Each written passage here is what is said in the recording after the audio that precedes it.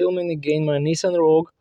And one more very common question people ask is, what does it mean when you see on this dash that's key ID incorrect message or no key detected message? These are the messages that are telling you that this key fob is having problems.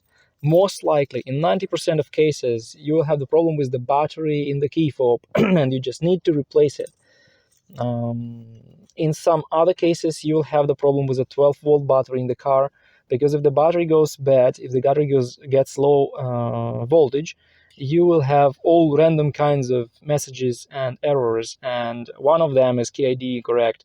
Just because when you're trying to start this car, the car takes power from the battery, and in this moment, if the voltage is low, it will not be able to start the car, and it will start making some reasons why there is a problem. And one of the reasons may be just triggering this key ID incorrect message. So if you see this message, you will start with checking your fob.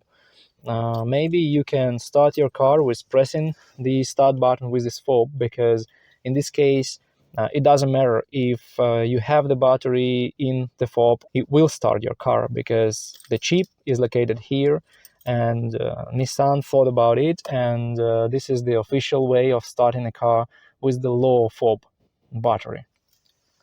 If it doesn't start, then maybe the problem is not with the fob. Maybe the problem is with the 12-volt battery or with the vehicle's antenna that gets the signal from the fob. In these cases, you better go to a shop and have the vehicle inspected.